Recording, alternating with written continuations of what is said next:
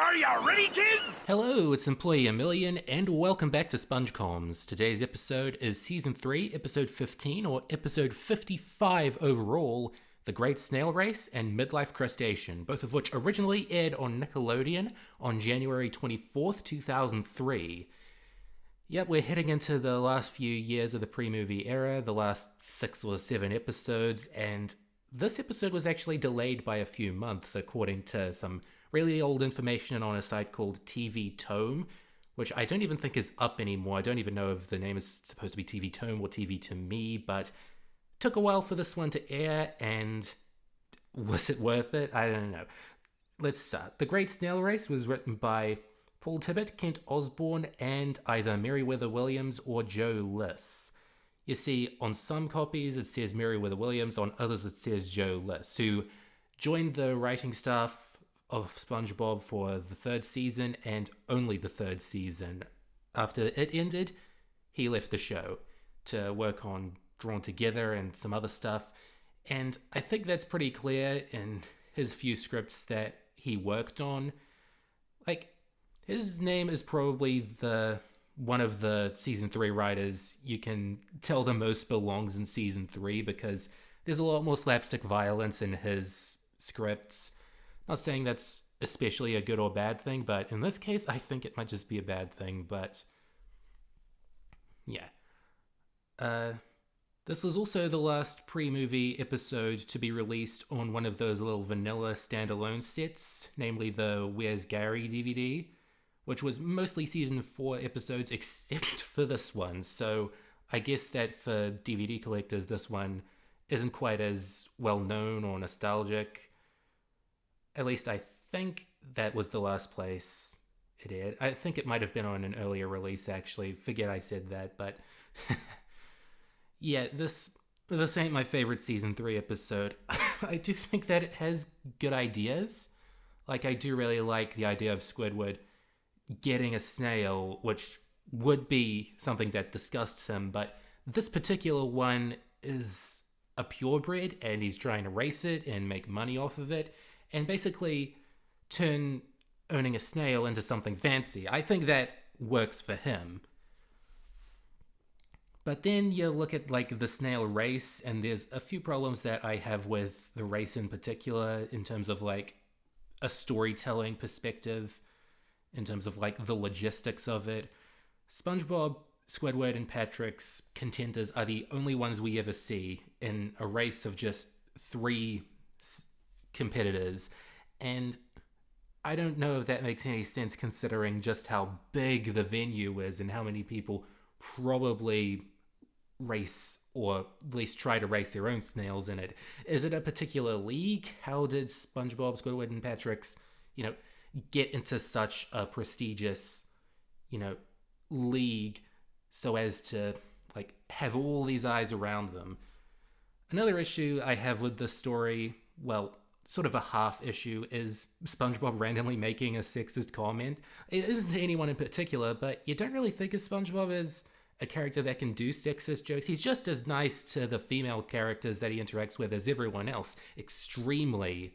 So I just feel like that's a bad omen if they're doing that with SpongeBob, because he is just way out of line in this episode. I don't think I can really enjoy it. Like, I really do get the point that they're making with making sure that you're taking care of your pet properly if you're using them for racing, whether that be, like, a dog or a bird or anything, that you're treating them with love and care and not overworking them. This is the sort of story that's for adults more than it's for kids, and I can see some, like, getting something out of this, but for me, as a SpongeBob episode where SpongeBob is obviously, like, the main character of the show, I feel like his aggressiveness and his, what he does to Gary, even if he apologizes at the end, it's just way too unpleasant for me to watch. And I kind of understand why this sort of angry and forceful and not always happy and optimistic side of his personality was significantly downplayed after the movie and pretty much erased after season 5. Like, you don't really want too many episodes like this hovering around. And even when they sort of do SpongeBob making Gary compete again in season six's Grooming Gary, he is basically completely happy and naive and oblivious, which can make it even worse, but at least, SpongeBob, beacon of happiness that he is, isn't like yelling and scolding Gary and keeping him up at night, which he is here. So yeah, there are some big problems with the story, and especially the ending where Gary somehow falls in love with Snelly, and I don't think that's ever brought up again. I might be misremembering, but that's just a weird way to end the episode. But in terms of jokes, this episode is very good. It is a pretty funny episode. It's got some good stuff here at the stadium with the guy who's just a fan. He walked in, and the whole thing about the winner of the 102-year-old Great Snail Race just still being alive and kicking, but hanging by a thread. Like, even if he were younger, I'm sure it would have taken him a pretty long time to get to that podium to light the flame. But you know what? At least he doesn't catch on fire like that fish in the fry cook games. So yeah. I also really like Patrick's part of this story. Like, he's the beacon of hope in this one. Like, he's the optimist. He's the one who, gets a rock, and for some reason that ends up winning. Like, both the other racers are disqualified, I think. But then his rock wins, and it's complete nonsense, but unlike the thing with how big the stadium is and how few races there are, that's the sort of nonsense that's integral to a lot of this show's jokes, so it passes. Actually, the funniest thing about this episode isn't really that anything within it, it's just how people have interpreted it over the years. Like, I think about a decade ago when the 8th generation of gaming consoles was coming out, someone on 4chan, I think, did a thread called The Great Console Race, where Snelly was the Xbox One, Gary was the PS4, and Rocky was the Wii U. And thing number 605 that 4chan is wrong about, the Wii U ended up winning in that story. And even there, I'm not really that big of an expert on the Xbox and PlayStation, but it does comedically mirror the, things that people really liked about those consoles and the things they really hated. And it's a fun read. So yeah, it definitely has enough of a narrative through line for people to project their own, interests and rival companies onto it. So that's a pretty funny thing about this episode that definitely has stood the test of time. And also the fact that it got its own specialized mini game in SpongeBob Teaches Typing, or SpongeBob SquarePants Typing, that Flash game on Windows with the really bad cutscenes and creepy mini games. Great Snail Race was turned into one of those, and I remember playing it as a kid, but not watching the episode too much. Like, I think I played the game more than I watched this, and I'm kind of thankful for it, because even though that game is really dang boring, at least Gary isn't, blowing up like a car at the end. Basically, what I'm saying is, if you liked seeing Gary, coughing and wheezing and completely dehydrated and famished in I Was a Teenage Gary, this climax is basically that, but pardon my choice of words for a sporting episode, but on steroids. But at least in I Was a Teenage Gary, that was a horror-themed episode, so yeah, this is just for if you like seeing snails explode. I don't want to ask you why you would.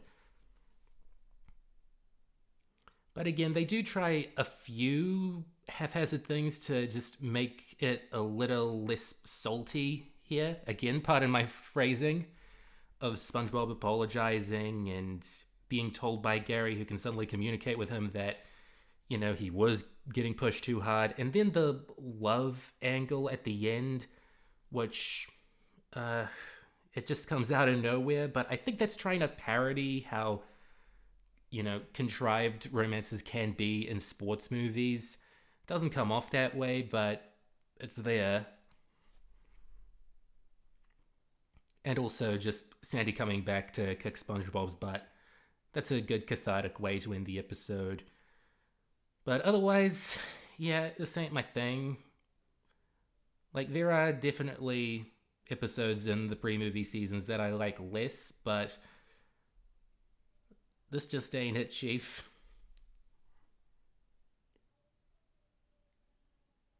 And that's really all I have to say about the Great Snail Race. I've just got a minute left to waste on showing this off.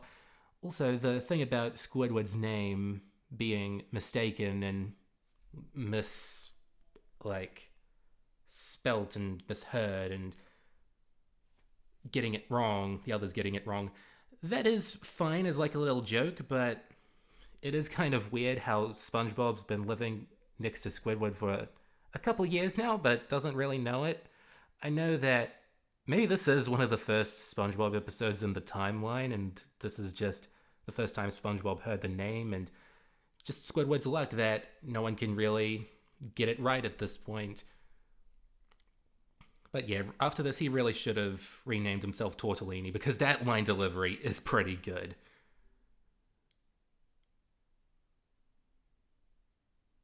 And yep, Rocky wins. Patrick wins. He didn't really do anything wrong in this episode. I can sort of cut him some slack.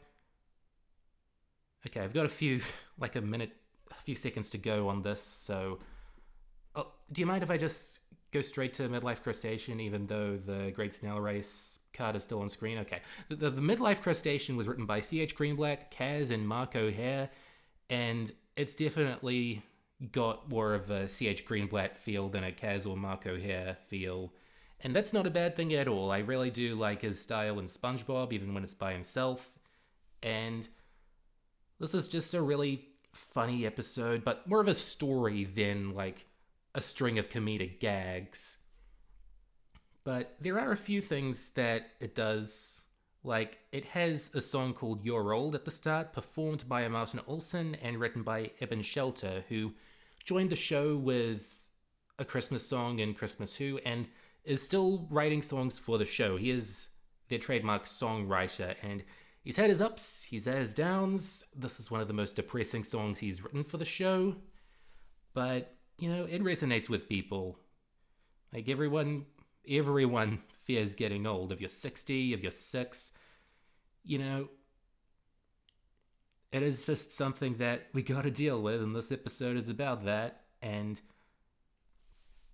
well, what better character to do that with than Mr. Krabs, who, again, like most SpongeBob characters, doesn't have a set age, but he could be anywhere from like 40 to 80, depending on if they want to put him in a war, or how his backstory is with the Navy, or how long he's been in the business since prehistoric times sometimes.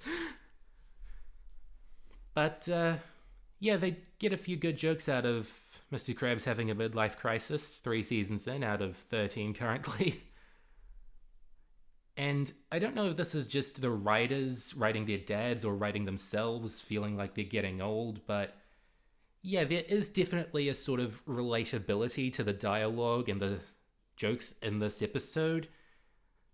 Like Patrick and SpongeBob just being the hip young guys, and Mr. Krabs not really understanding this.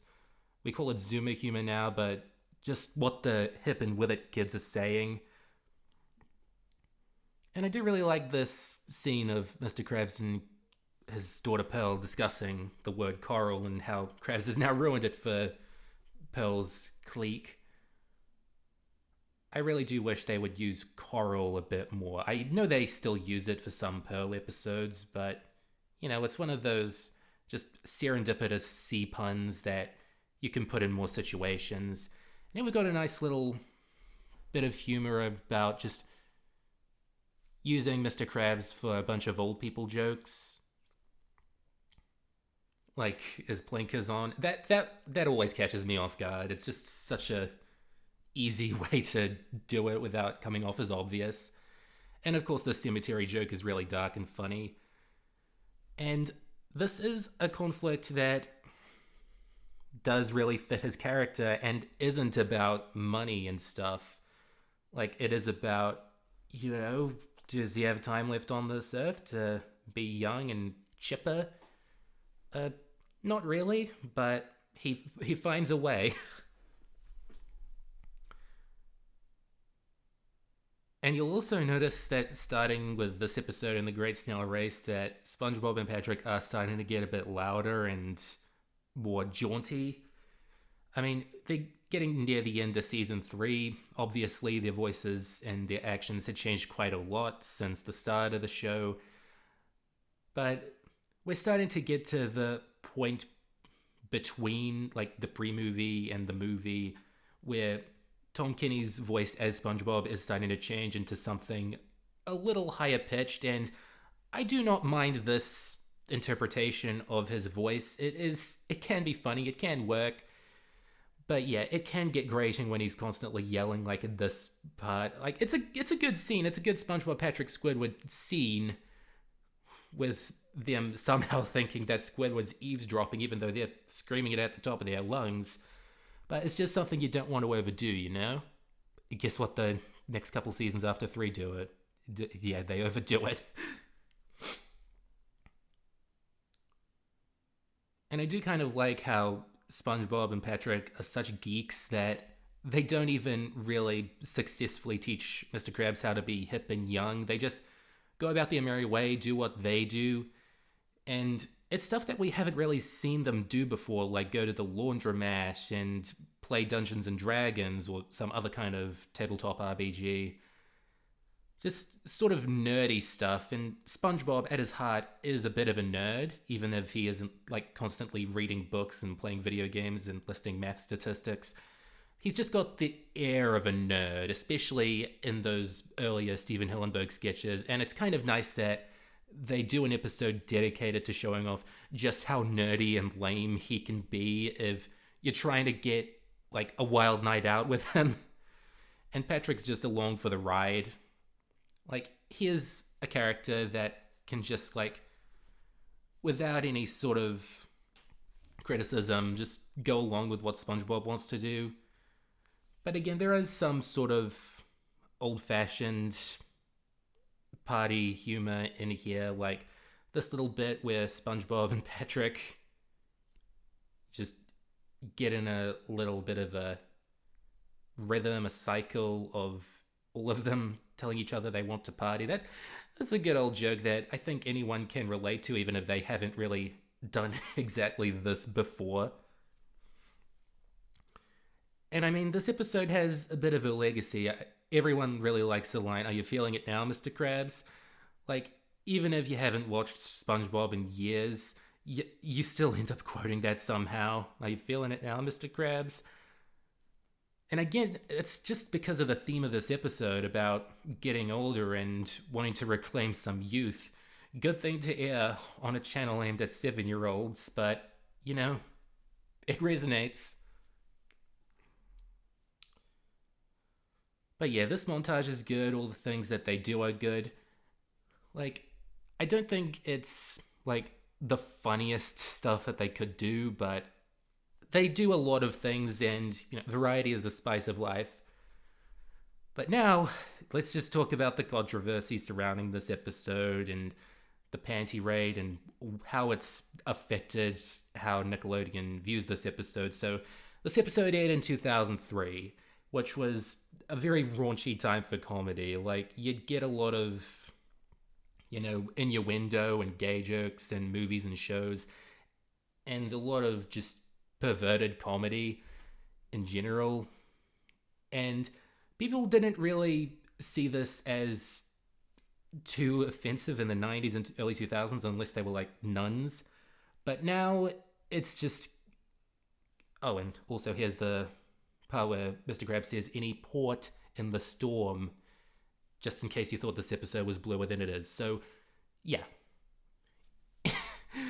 I've heard some people have some wild mishearings of that word. But anyway, the panty raid.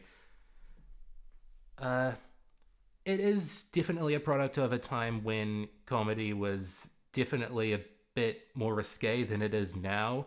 I think that as a society, we, like, have looked at this sort of humor in a more critical lens and, like, deemed it unacceptable behavior in real life. But they are jokes and they're very raunchy ones, but they are the sort of thing that, again, you probably wouldn't want to promote. And this episode definitely isn't promoting panty raids. They do get in trouble in the end, but you never know with kids. They will relate to SpongeBob, they will identify with him, and it definitely is not a very good thing to, have SpongeBob and Patrick breaking into houses just to steal underwear. Like, there's an absurdity to that joke, but yeah, it's not setting the best example. And but the thing is, this episode was pulled in 2018 from Nickelodeon, like airing on the main channel, but it wasn't removed from the digital services in North America, mostly in North America, until 2021, which is still fairly recent at the time I'm recording this. And the thing is, look, I don't want to say, like, there's such thing as too little too late in terms of addressing this stuff, because, there are good reasons why, like, personal reasons why you'd probably want to stay silent, but that's a whole other discussion. But again, there are definitely episodes that courted more controversy when they aired, like Sailor Mouth and Rockabye Bivalve and that sort of thing. Like, no one really complained about this episode back then. There weren't calls to get it pulled, and I know culture's changed, but it does really feel like Nickelodeon is just riding on the coattails and finding a classic SpongeBob to get banned so that it gets the show more publicity. And it was a bit of a news headline for a few days there when they actually announced to IGN that they had pulled the episode. And if you are, like, pulling an episode because of things that you deem inappropriate, why would you make it a news headline? Just say, sorry, that isn't here anymore, and move on. And it doesn't help that with the internet now, with Streisand effect and how all these episodes have been free to, like, illegally download for years and years now, you haven't scrubbed it off forever. Like, you've given it more attention, you've got more people seeking it out, you've still got it on the DVDs, and those old DVDs haven't, like, gotten them deleted by a click of the button over at Nickelodeon HQ. People can still pull out the episode and watch it and realize it's a funny episode with one pretty out of place joke for a TVY7 show. I do kind of like that they bring Mrs. Krabs back just for the big reveal that this is her place. It makes it a lot more awkward and a bit less, blue. Slightly less, because she's not the sort of character that you'd want to steal from. I'm getting a bit off track, but yeah, there were a few problems with the way that this episode's pulling was handled. It was very reactionary. It was very, like, I felt like it was just banning an episode for the sake of banning an episode and not because they genuinely felt bad about it. Like, when the Simpsons writers pulled Stark Raving Dad, it was because they did feel a bit uncomfortable that they had an episode that was being used to, like, change children's lives for the worse, even no matter what you thought the episode was intended for by the guest star. But this, the creators, I don't really think had much involvement in whether it was banned. I haven't heard from them, and I think it's good to ask them first. And I haven't really asked them, but I'm sure someone else will. Don't harass them, of course, but yeah, just ask. I do want to know what they think somehow. But that was The Great Snail Race and Midlife Crustacean. My question last time, a couple of weeks ago, was what historical period would you like to see SpongeBob in? And New Master said Victorian England. Dashiell Rose said a TV movie where they go to the future, like SB129. Rebel Friend said the 70s. Midi Mr. Regina said the 1920s. Comic Book Guy said either the 40s or the 70s. And Super Seal said medieval. Those are all really cool ideas. I would really like to see them do sort of like a 70s thing too. That would probably be my pick. Wonder why two of you said that. But Next time, we've got 2 fatal episodes with Mr. Krabs in a fatal food poisoning incident in Born Again Crabs, and SpongeBob in a fatal butt accident in I Had an Accident. Goodbye for now.